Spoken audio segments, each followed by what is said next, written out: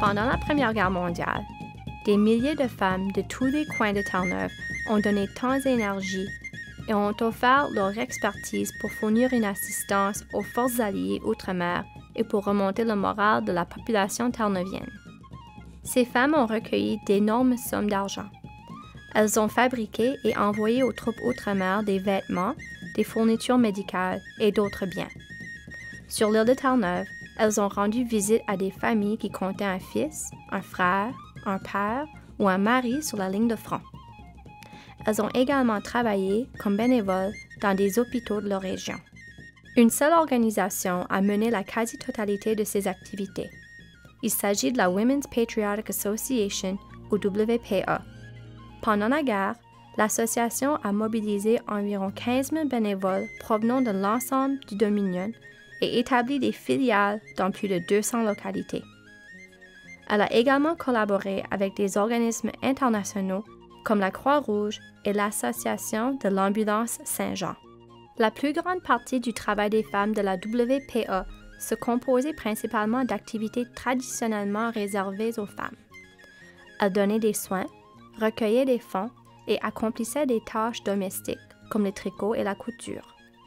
À l'époque, on accordait peu d'importance à ces activités, mais la WPA est parvenue à prouver qu'elles avaient une portée considérable sur les plans économiques et sociaux. La contribution généreuse et importante que l'association a apportée à l'effort de guerre a changé à jamais la perception du rôle des femmes dans la société. La WPA a été fondée à l'été 1914 par Lady Margaret Davidson. Elle souhaitait créer un groupe qui pouvait envoyer des colis réconfort aux militaires en service outre-mer et prendre soin de leurs femmes, de leurs enfants et des autres personnes à leur charge qui sont demeurées au pays. Nul doute qu'il s'agit d'une période tout à fait particulière où nous sommes tenus d'accomplir des sacrifices personnels auxquels nous n'avions jamais même songé ou pensé inconsciemment auparavant. C'est le mieux que nous pouvons faire pour ceux qui vivent des épreuves au quotidien et qui sacrifient leur santé et leur énergie pour défendre notre précieux empire. L'Association de l'Ambulance Saint-Jean nous a transmis une demande de matériel destiné aux malades et aux blessés. L'organisme a ensuite envoyé une liste de matériel nécessaire qui comprend des chemises, des vêtements en coton et en flanelle et non en finette, des liseuses, des pyjamas, des oreillers, des thés d'oreiller et des vieux linges de maison, mais pas de vieux vêtements. Je suis désormais certaine que nous, les Terre-Neuviennes, pouvons contribuer de la sorte par notre travail ainsi que par d'autres moyens. C'est en unissant nos efforts et en travaillant ensemble que nous serons dans la meilleure position pour accomplir la tâche qui nous incombe. Voilà donc pourquoi je crois que nous ferions mieux de former une association. Des filiales de la WPA ont ensuite été créées partout dans l'île. Toutes les femmes de 16 ans et plus pouvaient y adhérer. L'association était unique par sa capacité à faire tomber les barrières de classe et de religion qui avaient divisé la société terre-neuvienne pendant des générations. Des femmes fortunées et des femmes très pauvres se sont jointes à l'association comme bénévoles. Elles provenaient de petits villages isolés ou de centres urbains, et presque toutes les confessions religieuses présentes dans le Dominion étaient représentées. Il y avait cependant une exception à la règle. Les dirigeants de l'association étaient issus des familles les plus distinguées et les plus riches du Dominion. Les présidentes de filiales étaient habituellement des femmes de médecins, de commerçants ou de ministres. Elles pouvaient aussi être enseignantes, donc bien instruites, respectées et bien nanties. Un an après la création de l'association, sa secrétaire, Eleanor McPherson, décrit sa croissance rapide. On compte désormais 168 filiales bien fonctionnelles dont les principes sont grandement similaires à ceux que nous avons adoptés à St. John's. Il y a très peu de divisions. Les femmes ont laissé les distinctions sociales et religieuses de côté pour unir leurs efforts afin d'aider les hommes au front. Selon l'estimation d'une personne plutôt habile en calcul et non de notre association, il y aurait un peu plus de 15 000 femmes de Terre-Neuve qui mettent la main à la pâte. Vous ne trouvez pas ça inspirant? Un des principaux objectifs de la WPA était de procurer aux soldats de Terre-Neuve et du Labrador un certain réconfort sous forme de biens provenant de la maison. Le chocolat et le tabac étaient de grandes gâteries, mais la plupart des colis réconfort expédiés par la WPA étaient principalement composés de vêtements. Les femmes passaient d'innombrables heures à tricoter des mitaines, des gilets et des foulards, et à confectionner des chemises de flanelle, des pyjamas et d'autres types de vêtements. C'est toutefois les chaussettes en laine grise fabriquées par les femmes de la WPA qui sont devenues l'article le plus prisé. Rapidement, elles sont devenues un objet symbolisant Terre-Neuve pendant la guerre. Des hommes de troupe, comme le soldat Franklin du Newfoundland Regiment, en faisaient l'éloge dans les lettres qu'ils envoyaient à la maison. Les chaussettes de Terre-Neuve sont les meilleures au monde. Tous les soldats rêvent d'en avoir une paire. À combien de reprises, pendant que nous étions dans la péninsule et avant même de mettre les pieds en Égypte, nous sommes-nous fait demander par des soldats de régiment si nous avions une paire de chaussettes de Terre-Neuve à leur offrir ou à leur vendre. Les tricoteuses et les couturières de la WPA de partout à Terre-Neuve envoyaient continuellement des cargaisons de vêtements à l'étranger. Le British War Office distribuait d'abord les biens au Newfoundland Regiment et remettait ensuite les surplus aux autres forces britanniques. Les femmes de la WPA étaient prolifiques dans leur travail. En 1916, l'association avait déjà produit 62 000 paires de chaussettes, 9 000 chemises, 6 000 paires de gants et 2 400 foulards. Mais ce n'était pas tout. L'association participait aussi à une foule d'autres activités. Ces bénévoles rendaient visite aux familles de soldats ou de marins qui combattaient outre-mer. Leurs tâches les plus importantes étaient de réconforter les familles de militaires qui figuraient sur la liste des pertes et de rendre visite aux militaires pendant leur convalescence dans un hôpital local. À la fin de 1916, les bénévoles de la WPA avaient effectué plus de 4 500 visites à domicile et à l'hôpital. Les bénévoles accueillaient et recevaient également les militaires de troupes alliées qui débarquaient dans l'île.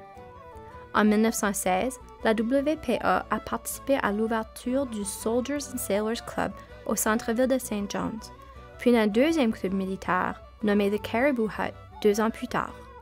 L'association était également un grand collecteur de fonds. Elle publiait le journal The Distaff afin de recueillir des fonds pour la Croix-Rouge et de faire connaître le travail effectué par les femmes pendant la guerre. Les bénévoles de la WPA vendaient également des calendriers, des thèmes de Noël, des fleurs et d'autres produits. Elles organisaient des concerts, des parties de hockey et d'autres activités. Elles ont en outre installé des tirelires dans toute la ville de St. John's pour recueillir les dons des passants. À la fin de la guerre, l'association était parvenue à recueillir plus de 500 000 $, ce qui équivaut aujourd'hui à 6,5 millions de dollars. Il s'agissait d'une somme astronomique pour un si petit dominium. Terre-Neuve et le Labrador comptaient à peine autour de 250 000 habitants, dont un grand nombre vivaient dans la pauvreté. La WPA offrait également d'importants services médicaux pendant la guerre. Elle s'est associée à la Croix-Rouge et s'est mise à fabriquer des bandages, des pansements chirurgicaux, des tampons et d'autres fournitures médicales. Son mandat s'est ensuite élargi et elle a commencé à fabriquer des produits pour les patients des hôpitaux comme des oreillers, des pyjamas et des robes de chambre. Tous ces produits étaient expédiés vers les hôpitaux militaires surchargés d'Europe. Les biens de première nécessité pour les hôpitaux fabriqués ici étaient utilisés en France, à Malte et en Égypte, mais aussi à bord des navires hôpitaux qui transportaient les blessés de Calais vers Southampton et d'Alexandrie vers l'Angleterre. Une lettre personnelle envoyée à Mademoiselle Hewitt par sa sœur révèle en outre que cette dernière utilisait des pansements fabriqués à Terre-Neuve dans un grand hôpital de 500 lits en Angleterre et que tous ont souligné à quel point ils étaient bien fabriqués. La WPA envoyait également de l'argent et de l'équipement aux hôpitaux en zone de guerre. Le fonds servant à financer l'achat de lits portatifs a permis à des hôpitaux militaires d'Europe de se procurer des lits dont ils avaient désespérément besoin pour leurs salles. Le fonds a connu un tel succès que l'argent recueilli a permis d'ouvrir une salle au nom de Terre-Neuve dans un hôpital militaire en France. Le soldat Philip Jensen est devenu le visage public du fonds servant à financer l'achat de lits portatifs, le Cot Fund. Il avait subi des blessures si importantes pendant la bataille d'Ypres qu'il a dû quitter les lignes de front pour être rapatrié en 1916. Il a alors commencé à parcourir l'île pour raconter ses histoires de guerre, ce qui lui a permis, au bout d'un certain temps, de recueillir plus de 4 000 $. La section de la Croix-Rouge, la WPA, a investi une partie de cet argent pour ouvrir le Jensen Camp, un hôpital de 17 lits à St. John's où les militaires atteints de la tuberculose étaient soignés. En 1917, la WPA a également ouvert un hôpital naval et militaire pour convalescents au Waterford Hall de St. John's. Plus de 350 hommes y ont été traités pendant les 3 années de son existence. La WPA a également participé au recrutement d'infirmières bénévoles. Elle encourageait les femmes célibataires à aller travailler dans les hôpitaux militaires outre-mer et demandait aux femmes mariées ou aux infirmières retraitées de se porter volontaires pour travailler dans les hôpitaux de leur région. Elle leur proposait aussi de travailler des demi-journées, 7 jours par semaine. Les femmes sans expérience, comme infirmières, pouvaient suivre des cours offerts par l'Association de l'ambulance Saint-Jean. Les infirmières diplômées, comme Emma Reed, étaient également très occupées.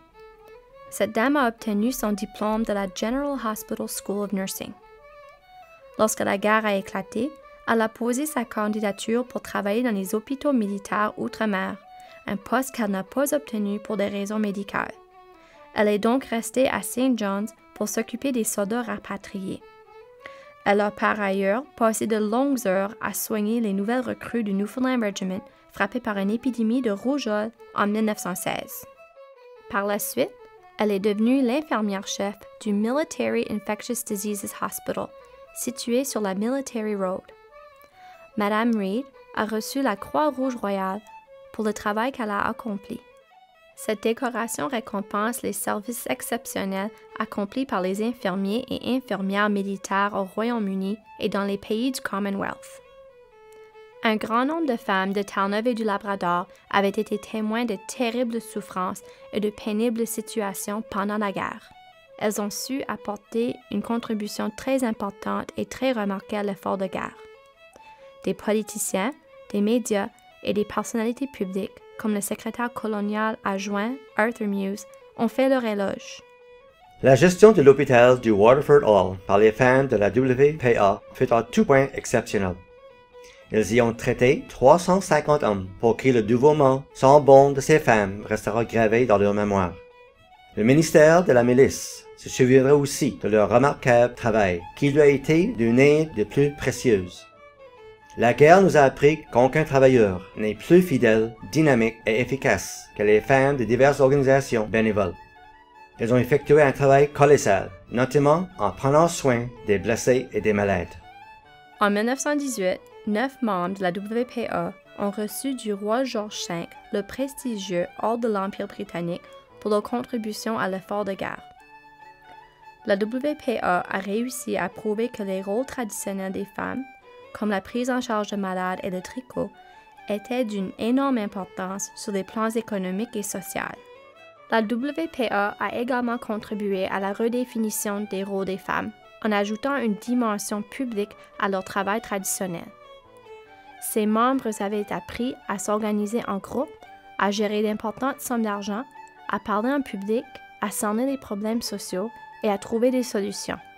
Les acquis rendus possibles par la WPA ont grandement fait avancer les femmes sur le plan politique. Lorsque la guerre a pris fin, un grand nombre de femmes qui avaient occupé un rôle de direction au sein de la WPA ont adopté une nouvelle mission, obtenir le droit de vote pour les femmes.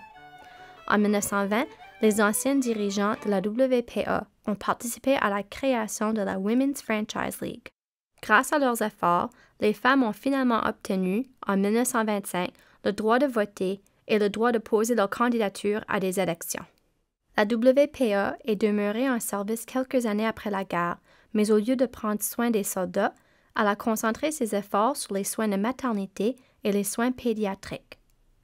Elle a procédé à la réouverture du Waterford Hall en tant qu'hôpital pour enfants et a créé le Comité de la protection de l'enfance afin d'offrir gratuitement du lait à tous les nourrissons.